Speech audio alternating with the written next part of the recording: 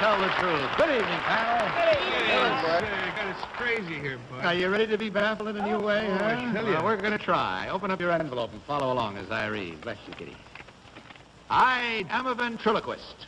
I am here tonight to try to fool the panel by answering every one of their questions myself, while my two imposters remain silent.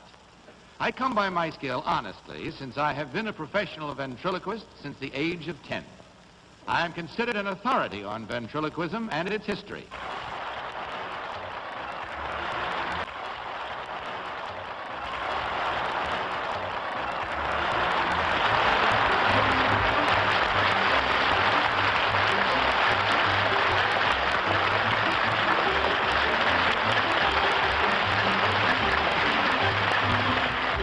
Now remember, panel, every word you hear coming from this team will be spoken by the real ventriloquist. The other two will remain absolutely silent. So it's your job to spot the man who's actually doing the talking. And we start the questioning with Peggy Cass. Peggy? Okay, I've got to wear my glasses so I can see if his mouth moves. Number 3, what dummy do you use in your regular act? Daniel. Number 1, who uses Jerry Mahoney? Paul Winchell. Sneak. Number 2, who uses Mortimer Snurd? Charlie McCarthy. Number 3, Senor Wences is a ventriloquist, isn't he? Yes, that's correct. Well, number 1, does he use a dummy? Senor Wences? Sometimes. Huh? I can't see him move anything. Larry Blythe. This is very hard. Did you know that, number 1? Yes, it is hard. You knew that? Yes, I did. Okay, now, number 2, what are the hardest consonants to pronounce? Let's see, A, B, C, D, E, F, G, H, I, J, K, L, N, N, O, P, Q, R, S, T, U, V, W, X, Y, Z.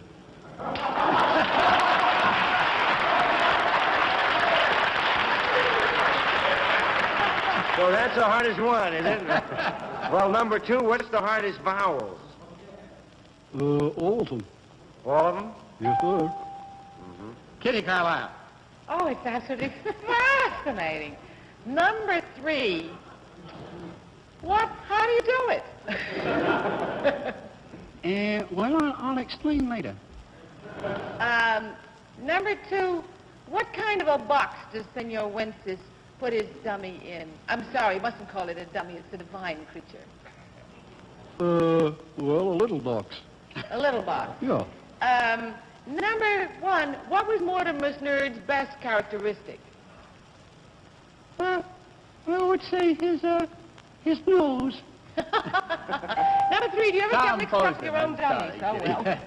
Tom Well, Poston. this is incredible, Bud. I've seen more than one movie's glottal. Okay. Number 2, who's Bob Orban? You got me there. Oh, I shouldn't ask to buy the name anyway. Oh, he writes books for ventriloquists and things to do jokes on. Do you know, number 3, does Don Knotts do any ventriloquism? Do you know? Yes, he does. Yes, he does. That's true. Yes. You guys are all crazy. Number 1, when Don Knotts works with somebody else, who is the dummy? Tell the truth. I'm not sure. That's all the time. All right, it's time for you now to mark your ballots. Mark them at once, without change, without any consultation. Just vote now, please, panel. Oh, boy. And select number 1, number 2, or number 3. Team of challengers will, of course, receive $250 for each incorrect vote. Your ballots all marked? All right, Tom, for whom did you vote? Well, I didn't see how. I still don't see how it's done, because I was sure that 1 answered when he did the alphabet. It seemed like he must have, because he made his. But then I thought I saw number 3 moving sometimes, so I voted for number 2 because I never saw his glottal area. Peggy Cass.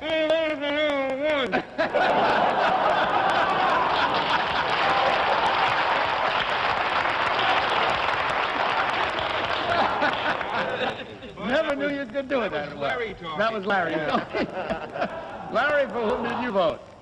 It's only me. you teamed up on that beautifully. Kitty. I voted for number 2 because I never saw him move anything.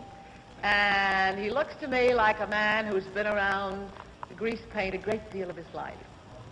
All right, the votes are all in, as you heard. Don't worry about it. All right. Down there, we know you voted for number 2. And let's find out now which of these gentlemen, in truth, is a ventriloquist. Will the real ventriloquist please stand up?